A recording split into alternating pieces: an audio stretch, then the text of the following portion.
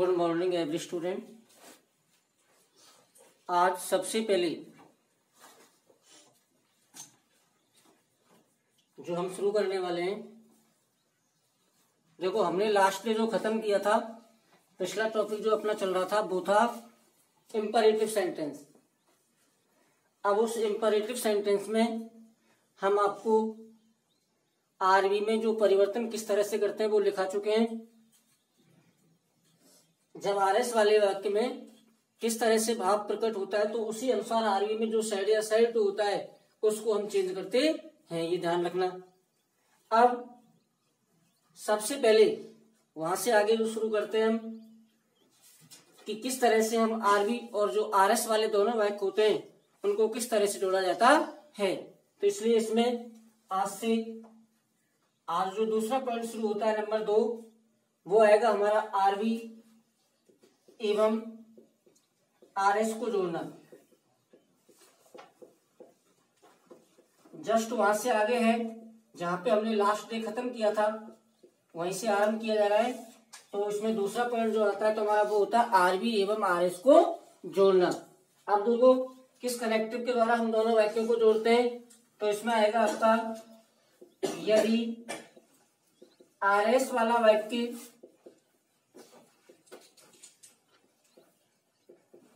आज्ञा सूचक, यदि आरएस वाला वाक्य आज्ञा सूचक है तो दोनों वाक्यों को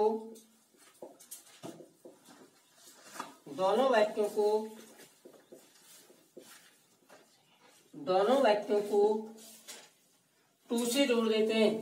अब यहाँ पे जो कनेक्टिव लगाना है वो आपको टू लगाना है।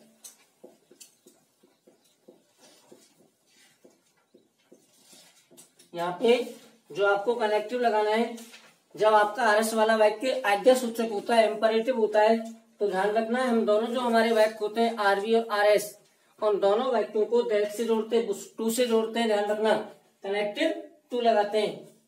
अब इसी के साथ अगला पॉइंट जो आएगा तीसरा, इसमें थर्ड, वो आएगा तुम्हारा आरएस में परिवर्तन।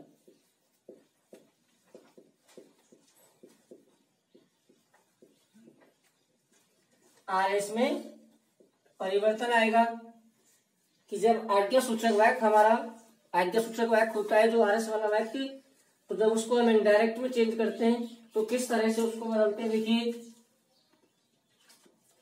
यदि आरएस वाला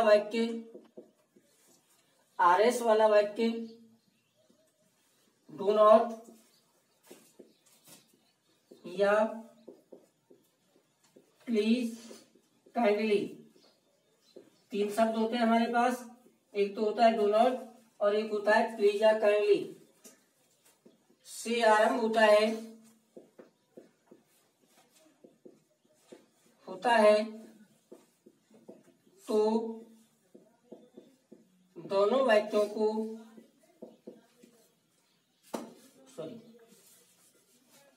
से आरंभ होता है तो वाक्य को बदलते समय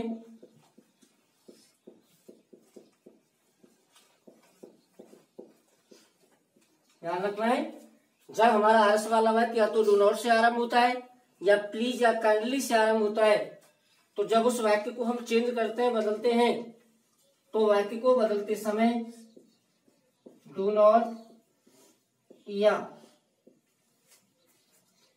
प्लीज काइंडली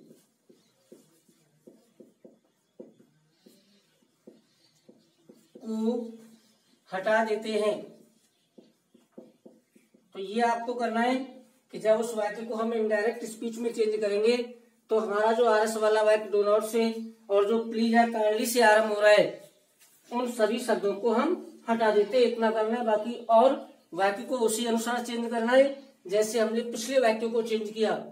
और इसमें ध्यान रखना है कि जो आरएस वाला वाक्य होगा वो तुम्हारा डायरेक्टिव वर्ब की फर्स्ट फॉर्म से शुरू होगा। उस वाक्य में ना तो सब्जेक्ट आपको मिलेगा ना आपको वर्ब मिलेगी, क्योंकि वाक्य हमारा वर्ब की फर्स्ट फॉर्म से आरंभ होता है, ये ध्यान रखना है। तो इस तरह से आपको, तो एक बार मैं जहां से लिखा है वहां से दोबारा उसको दोहरा देता हूं कि पहली चीज आरएस वाले वाक्य को पहचानेंगे कैसे कि ये हमारा आरएस वाला वाक्य आज्ञा सूचक है। आपका आरएस वाला वाक्य 4 प्रकार से शुरू होता है। एक तो होता है वर्ब की फर्स्ट फॉर्म से, एक होता है तुम्हारा डू नॉट से, और एक होता है प्लीज या काइंडली से, और फिर लेट या लेटस से आरंभ होता है, ध्यान रखना। अब उसमें हमने क्या किया कि अंतिम जो पॉइंट था तुम्हारा लेट या लेटस वाला, चूंकि उसको हम अलग प्रकार से बनाएंगे, इसलिए पहले हमने जो शुरू के फर्स्ट के 3 पॉइंट थे, फर्स्ट फॉर्म वाला, डू नॉट वाला और प्लीज काइंडली वाला, उन तीनों को इस प्रकार से चेंज करते हैं। उसमें ध्यान रखना है कि यदि आरएस वाले वाक्य में आदेश दिया गया हो तो फिर सेड या सेड टू को हम ऑर्डर में चेंज करते हैं।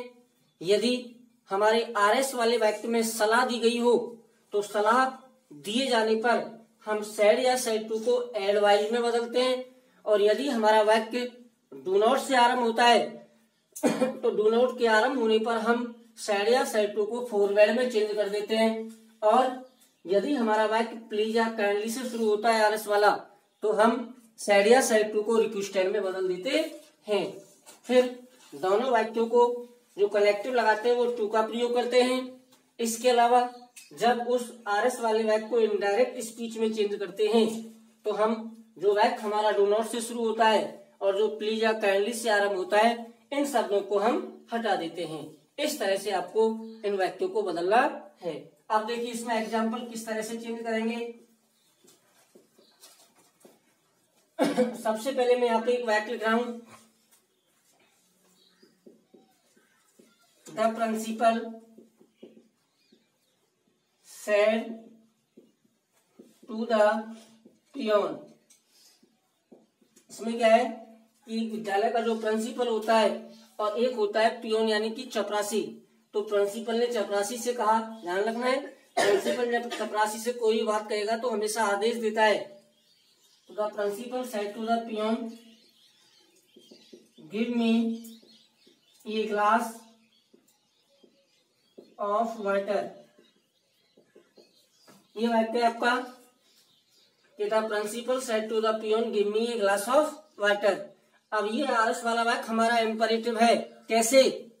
क्योंकि हमारा जो वाक्य है वो क्रिया की फर्स्ट फॉर्म से आरंभ हो रहा है, ध्यान रखना। तो इस तरह से हमारा ये वाक्य आज्ञा सूचक हुआ, इंपरेटिव हुआ। अब इस वाक्य को चेंज कैसे करेंगे? तो देखिए इनडायरेक्ट में जब इसको बदलेंगे हम, तो सबसे पहले आरी वाले वाक्य को चेंज करेंगे। कैसे? ध्यान से, कि जब हमको पता है कि जब आरएस वाले वाक्य में आदेश दिया गया हो, ध्यान रखना है, क्योंकि अर्थ निकालने पर आपको मालूम पड़ेगा, थोड़ा बहुत तो लगभग ये मानो 50% तो आरी वाले वाक्य से पता चल जाएगा, क्योंकि कौन व्यक्ति किससे क्या कह रहा है तो लगभग उससे मालूम पड़ जाएगा। लेकिन जब आरएस वाले वाक्य का अर्थ निकालेंगे तो पूर्व से पता पड़ जाएगा कि इसमें आदेश दिया गया है। क्योंकि प्रिंसिपल जो होता है वो एक चपरासी को हमेशा आदेश देता है, इसलिए इसमें आदेश देने का भाव प्रकट किया गया है, ध्यान रखना है। और जब इस वाक्य में आदेश दिया जाता है आरएस वाले वाक्य में, तो जो सेड या सेड टू होता है आर्य वाले वाक्य में, उस सेड या सेड टू को हम ऑर्डर में चेंज कर देते हैं, ध्यान रखना, द पियोन। और फिर ध्यान रखना है उसको उसमें चेंज कर देते हैं। लेकिन जब हम पे अर्थ नहीं निकलता है ना, अब हमको मालूम पड़ गया कि इसमें आदेश दिया गया है तो हमने सेड या सेड टू को ऑर्डर में बदल दिया। लेकिन जब हमें मालूम नहीं पड़ता, अर्थ नहीं निकलता है कि भाई इसमें आदेश दिया गया है या इसमें सलाह दी गई है, तो फिर हमें क्या करना है कि जो सेड या सेड टू होता है उसे आस्क्ड में बदल देना है। लेकिन जहां तक संभव हो सके उसका अर्थ निकालने के बाद ही सेड या सेड टू को चेंज करो। तो इस तरह से हमने आर्य के वाले वाक्य को चेंज कर दिया। अब कनेक्टिव आज्ञा सूचक वाक्य है तो दोनों वाक्यों को टू से जोड़ेंगे, ध्यान रखना है। अब आ जाओ आरएस वाले वाक्य को। वर्ब की फर्स्ट फॉर्म से आरंभ हो रहा है, जैसा वाक्य वैसा लिखेंगे, नो चेंज। फर्स्ट फॉर्म में तो फर्स्ट फॉर्म ही आएगी, उसमें कोई परिवर्तन नहीं करेंगे, ध्यान रखना। अब मी को चेंज कर दो, फर्स्ट पर्सन है मी, तो उसको बदलेंगे आर्य वाले वाक्य के कर्ता के अनुसार। अब ये कर्ता हमारा प्रिंसिपल है, एक वचन है, पुल्लिंग है, इसलिए इसको माना हमने ही, तो मी को बदलेंगे ही से। मी हमारा कर्म कारक है तो इस ही का कर्म कारक आएगा हिम। और क्या बच गया? ए ग्लास ऑफ वाटर। इस तरह से हमें उस वाक्य को चेंज करना है। ये पहला एग्जाम्पल था आपका। अब इसमें एक दूसरा एग्जाम्पल लेते हैं।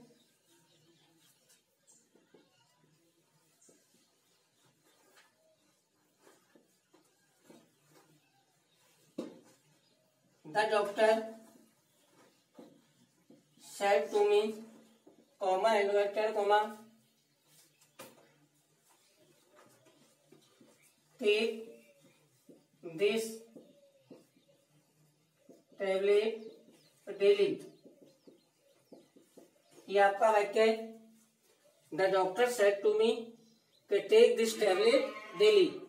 अब देखिए, अब इसमें क्या है कि डॉक्टर ने मुझसे कहा। अब जो डॉक्टर होता है, ध्यान रखो, डॉक्टर हमेशा सलाह देता है, आदेश कभी नहीं देता है। ये ध्यान रखने वाली चीज है कि डॉक्टर को, एक जो मरीज होता है उस मरीज को हमेशा सलाह देता है, आदेश कभी नहीं देता है। अब इसमें डॉक्टर चाहे किसी से भी कहे डॉक्टर, तो हमेशा डॉक्टर सलाह देता है। इसलिए इसमें ध्यान रखना, सलाह दी जा रही है। क्योंकि क्या कहा उसने, टेक दिस टैबलेट डेली। तो अब आरएस वाले वाक्य में सलाह दी गई है। तो द डॉक्टर सेड टू को, जब इसमें सलाह दी जाती है तो इस सेड या सेड टू को बदल देते हैं एडवाइज में, और कर्म बच गया मी। कनेक्ट वही आपका टू आएगा। अब आरएस वाले वाक्य को चेंज कर दो। टेक फर्स्ट फॉर्म में जैसी है वैसी आएगी, जिसको बदल दिया दैट में, टैबलेट और डेली। इस तरह से आपको ये वाक्य चेंज करना है। थर्ड, चारों के एक एक एग्जाम्पल हो जाएंगे इसमें। अब एक हम डू नॉट वाला एग्जाम्पल लेते हैं। इसमें देखिए, my father said to me, comma, inverted comma, do not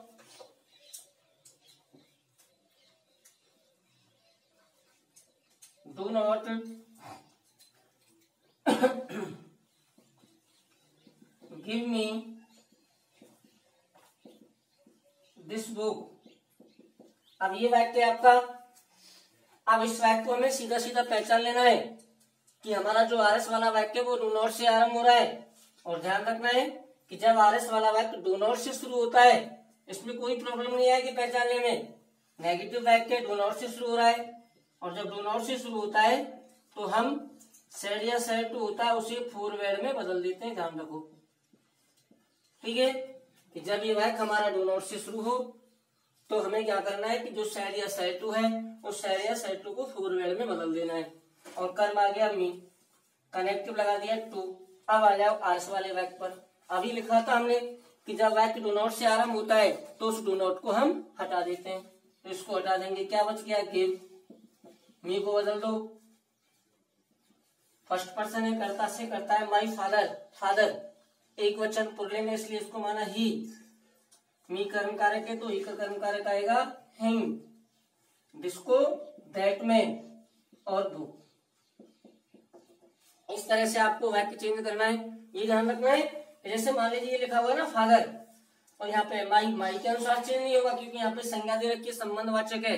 और जब कोई भी नाउन संबंधवाचक में यहाँ पे आता है, संज्ञा आती है, तो हमेशा उसके साथ जो संबंध कारक होता है ना उसके अनुसार चेंज नहीं करते हैं। हमेशा जो संबंधवाचक किसी व्यक्ति का नाम, जो नाम दिया हुआ होता है उसके अनुसार चेंज करते हैं। ध्यान रखना। एक और लो इसमें वाक्य, Sohan said to Meena, comma, inverted comma. तो Sohan said to Meena, please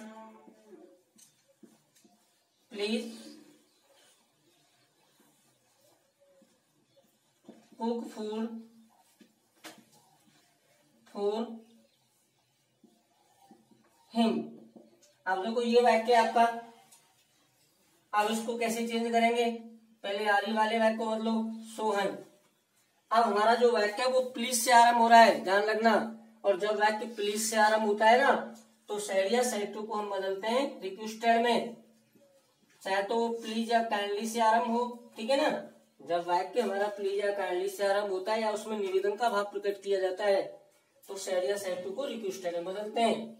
कर्म आ गया मीना, कनेक्टिव वही आ जाएगा आपका टू। अब जब हमारा वाक्य प्लीज या काइंडली से आरंभ होता है ना, उस वाक्य को हम इनडायरेक्ट स्पीच में चेंज करते हैं, तो उस प्लीज या काइंडली को हटा देते हैं। इसको हटा दिया, क्या बच गया आपको?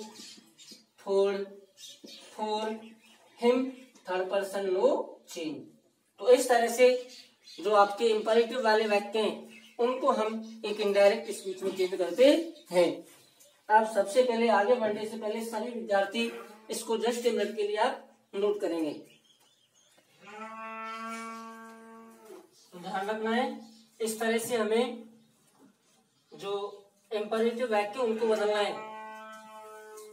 अब आपके इससे आगे अगला इसी में इंपरेटिव में जो हमारा पॉइंट आएगा, अगला जो हमारा चौथे पॉइंट में आपको हमने लिखाए थे पहचान में लेट और लेटस वाले, तो दोनों को हम अलग अलग प्रकार से बनाएंगे, ध्यान रखना है। तो सबसे पहले उसमें जो बनाने वाले वो आएगा हमारा लेटस वाला। तो अब हम नेक्स्ट पॉइंट जो डालेंगे ऊपर शीर्षक के रूप में, हेडिंग के रूप में, वो डालेंगे लेटस से आरंभ होने वाले वाक्य। अगला जो शीर्षक आएगा उसमें वो आएगा हमारा लेट अस से आरंभ होने वाले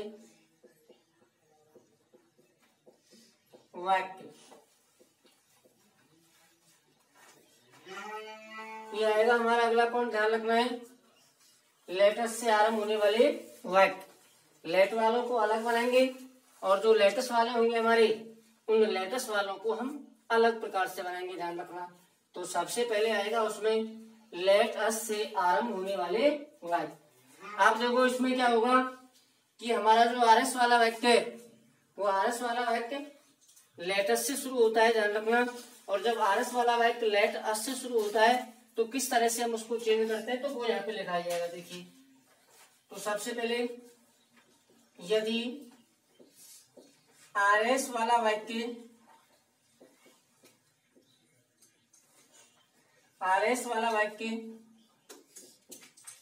लेट अस से आरंभ होता है, ध्यान रखना है, यदि आरएस वाला वाक्य लेट अस से आरंभ होता है तो ऐसे वाक्यों को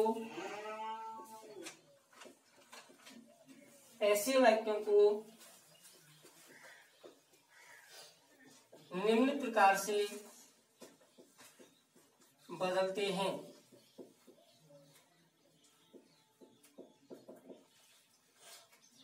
अब देखो किस तरह से हम, जब आरएस वाला वाक्य लेटर से शुरू होता है तो जब उस वाक्य को हम चेंज करते हैं तो किस तरह से चेंज करते हैं।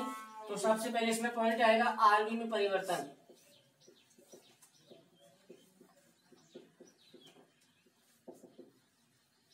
आरबी में परिवर्तन आएगा इसमें। सबसे पहले देखो, यदि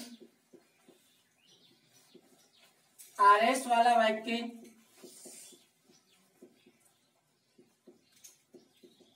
लेट अस से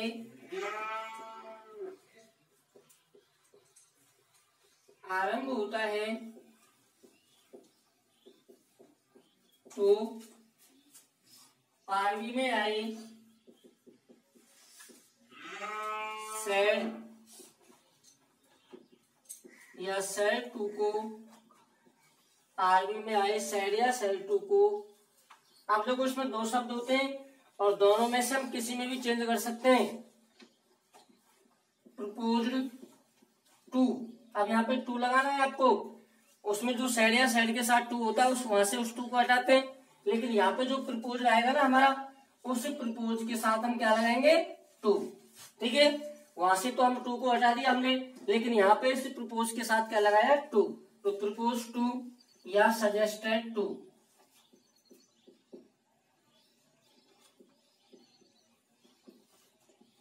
में बदल देते हैं।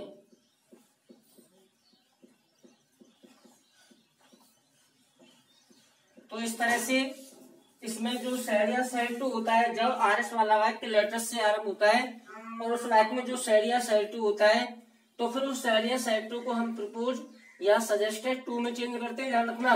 यहाँ पे प्रपोज और सजेस्टेड दोनों के साथ टू लगाया जाता है, ठीक है, ध्यान रखना है इस चीज को। तो इस तरह से हम सेड या सेड टू को चेंज करेंगे। लेकिन अगला लिखने से पहले इसमें एक चीज नोट डालेंगे, क्या देखो क्या लिखने वाले हैं कि जब, ये ध्यान रखना है, जब सेड या सेड टू के बाद ऑब्जेक्ट होता है, जब आपके आगे वाले वाक्य में सेड या सेड टू के बाद ऑब्जेक्ट होता है तो हम प्रपोज और सजेस्टेड के साथ टू का प्रयोग करते हैं। लेकिन जब उस सेड या सेड टू के बाद ऑब्जेक्ट नहीं होता है तो हम प्रपोज और सजेस्टेड के साथ टू नहीं लगाते, ये ध्यान रखना। तो इसमें नोट डाल के क्या लिखना है कि यदि आगे वाले वाक्य में सेड या सेड टू के बाद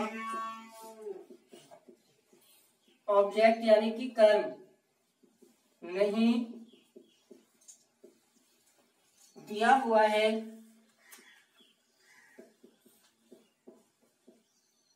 तो प्रपोज्ड एवं सजेस्टेड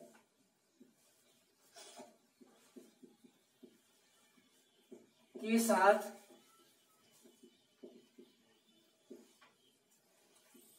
टू का प्रयोग नहीं किया जाता है।